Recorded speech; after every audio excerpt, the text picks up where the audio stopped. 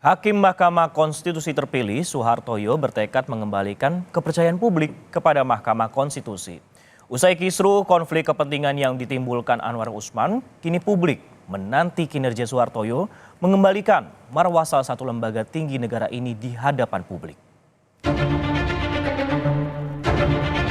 Hakim Konstitusi Soehartojo terpilih melalui musyawarah mufakat yang dilakukan para hakim konstitusi dalam rapat pleno tertutup di Gedung MK Jakarta. Setelah terpilih, Soehartojo bertekad mengembalikan kepercayaan publik kepada Mahkamah Konstitusi.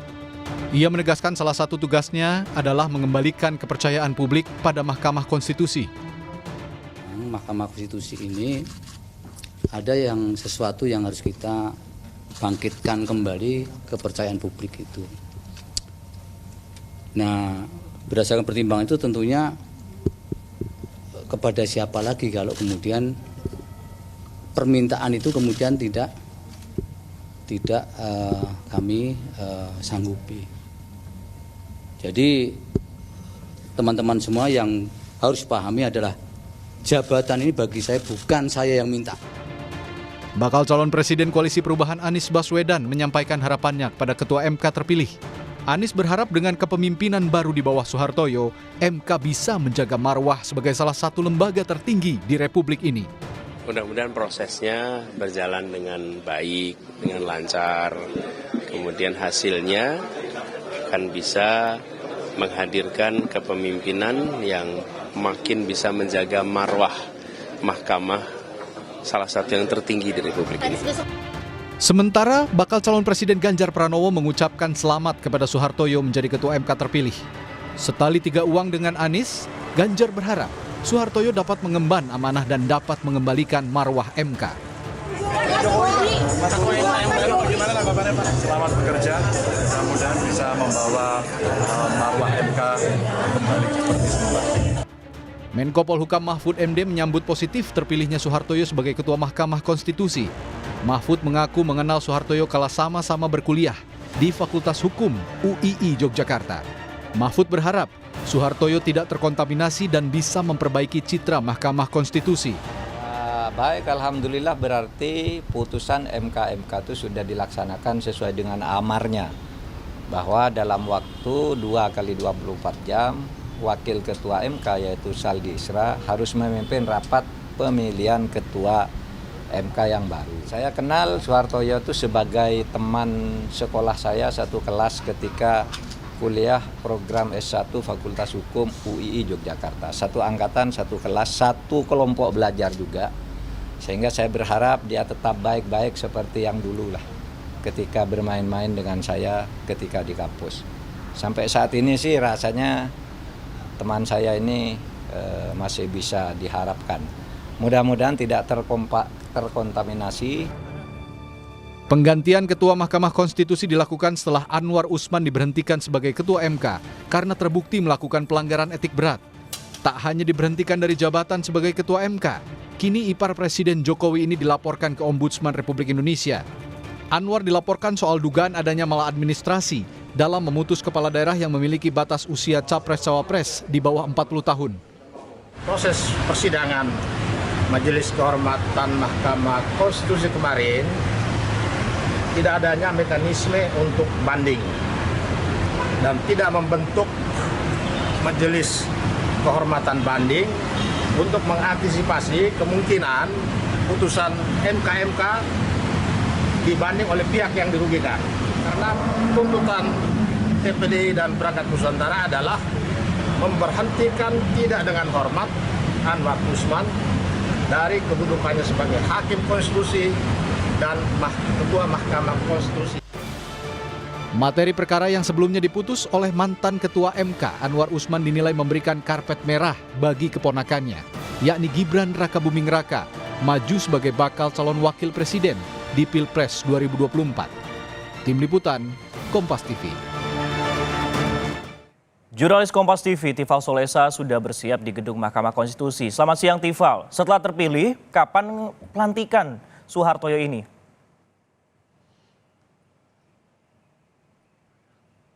Dijadwalkan pelantikan terhadap Soehartoyo sebagai Ketua Mahkamah Konstitusi akan berlangsung Senin pekan depan pada 13 November 2023. Hal itu juga sudah diterangkan oleh Wakil Ketua Mahkamah Konstitusi Saldi Isra selepas rapat permusyawaratan hakim memutuskan siapa nama Ketua MK pengganti Anwar Usman pada Kamis 9 November 2023 lalu. Lebih detailnya lagi waktu itu Saldi menerangkan juga proses dari penetapan nama Soehartoyo sampai akhirnya ditentukan atau ditetapkan secara musyawarah mufakat ini sebagai Ketua Mahkamah Konstitusi untuk periode berikutnya begitu.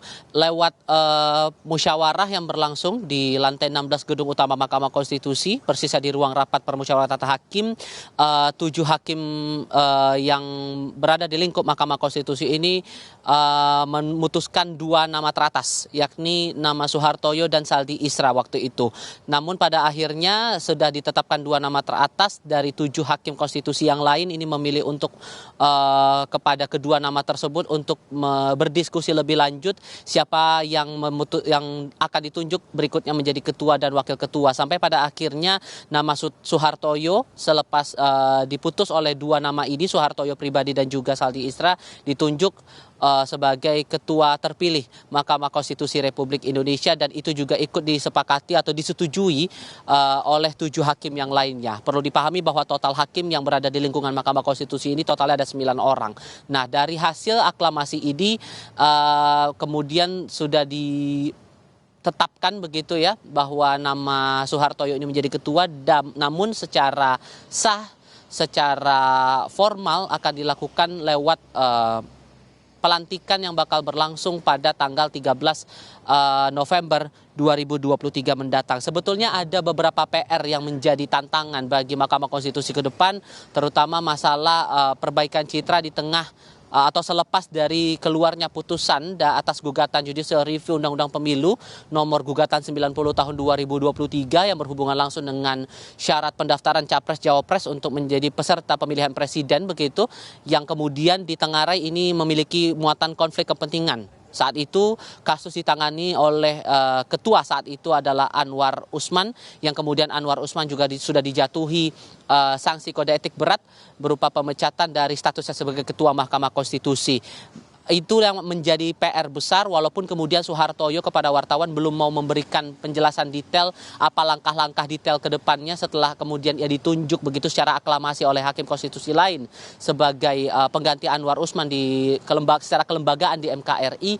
Namun ia bisa menyebutkan, kalau saya kutip pernyataannya, bahwa sekira MK ada yang tidak baik kita akan perbaiki bersama. Itu juga disampaikan atau nada yang sama juga disampaikan oleh Wakil Ketua terpilih Mahkamah Konstitusi Saldi Isra. Tentu ini yang bakal menarik untuk dicermati langkah lanjut apa yang bakal ditempuh oleh Soehartoyo sebagai ketua terpilih dari Mahkamah Konstitusi yang baru ini. Sisko. Tentunya bersama memang kita cermati, Tifal dan juga saudara, dan juga nanti memang Senin pada pekan depan 13 November ini pelantikan akan dilakukan. Nah, masih soal ataupun juga seputar Mahkamah Konstitusi, Tifal, kita mengetahui ada pelaporan Anwar Usman ke Ombudsman. Apakah sudah ada kemudian tanggapan mungkin dari Anwar ataupun juga MK terkait pelaporan ini, Tifal?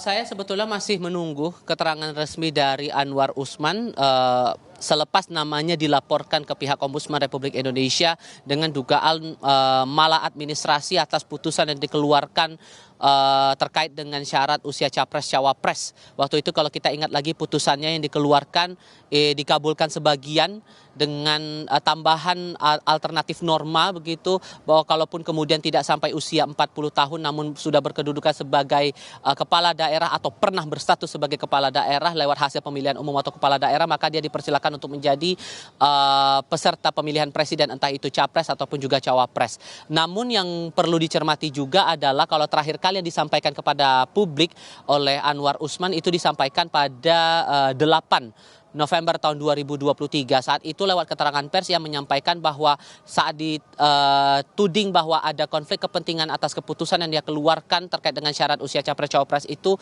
ia menyatakan bahwa itu adalah fitnah, bahkan kalau mengutip pernyataannya itu sebagai fitnah yang paling keji. Dan ia menegaskan bahwa setiap putusan yang ia keluarkan itu sudah sesuai dengan hati nurani dan sudah sesuai dengan peraturan ataupun juga persyaratan atas undang-undang yang berlaku, terutama tentang undang-undang kekuasaan kehakiman begitu. Namun yang juga ditegaskan oleh Anwar Usman kala itu bahwa tidak ada bukti yang konkret menunjukkan bahwa dirinya memiliki konflik kepentingan. Bahkan dia menyangkut pautkan dengan beberapa putusan yang pernah dikeluarkan sejak MK ini berdiri sampai dengan saat ini usianya sudah 20 tahun. Dengan beberapa putusan yang sempat dikeluarkan beberapa tahun ke belakang begitu. Sehingga ia menegaskan beberapa kali bahwa tidak ada konflik kepentingan, semua keputusan berdasarkan dengan hati nurani. Itu satu hal berkaitan dengan posisi Anwar Usman yang dilaporkan ke Ombudsman Republik Indonesia. Satu hal terbaru yang perlu juga saya sampaikan saat ini, Sisko, bahwa tadi ada 2 aliansi masyarakat sipil yang melaporkan hasil keputusan Majelis Kehormatan Mahkamah Konstitusi dalam pekan ini ke pihak MK Republik Indonesia. Bahkan detailnya tadi disampaikan bahwa laporan terhadap Jimli Asyidiki terutama selaku Ketua Majelis Kehormatan MK ini disampaikan ke Dewan Etik MK oleh 2 aliansi masyarakat sipil. 2 aliansi masyarakat sipil ini berpandangan bahwa hasil keputusan yang ataupun juga hasil putusan pelanggaran etik yang sidangnya sudah berjalan dalam 2 pekan ke belakang ini tidak sesuai dengan prosedur yang seharusnya, bahkan ada pelanggaran etik juga yang dilakukan. Lembaga atau aliansi masyarakat sipil yang pertama yang menyampaikan laporan tadi dari Advokat Muda Pengawal Konstitusi yang menyampaikan laporan dugaan pelanggaran etik yang dilakukan Jimli bersama dengan 2 anggota Majelis Kehormatan MK lainnya, karena disebut tidak ada istilah keputusan pemberhentian sebagai Ketua Mahkamah Konstitusi saja yang termuat dalam PMK nomor 1 tahun 2023. Seharusnya kalau memang ternyata ada pelanggaran etik, menurut mereka seharusnya Majelis Kehormatan MK berani menjatuhkan putusan pemberhentian tidak dengan hormat. Apalagi dalam PMK tersebut hanya ada tertuang 3 sanksi, yakni sanksi teguran lisan, teguran tertulis, dan pemberhentian tidak dengan hormat. Itu dari satu lembaga. Sementara lembaga lainnya dari Pendekar Hukum Konstitusi atau PHK menilai ada pelanggaran etik juga yang dilakukan oleh Jimli Asyidiki di tengah proses sidang etik terhadap terhadap Anwar Usman dan kawan-kawan beberapa waktu ke belakang, terutama saat ia menyampaikan keterangan kepada wartawan soal bahwa 9 hakim konstitusi ini bersalah, dan itu disampaikan kepada media di tengah proses yang belum sampai pada tahap pembacaan putusan. Sehingga 2 aliansi masyarakat sipil ini kemudian melapor ke MK, spesifiknya kepada Dewan Etik MK untuk bisa ditindaklanjuti lebih jauh. Sisko. Baik, kita akan nunggu bagaimana perkembangannya karena ini buntut panjang dari pencopotan dari Ketua MK yaitu Anwar Usman menyebabkan juga ada sejumlah pelaporan khususnya ke Majelis Kehormatan MK atau MKMK. Terima kasih Tifal atas laporan Anda.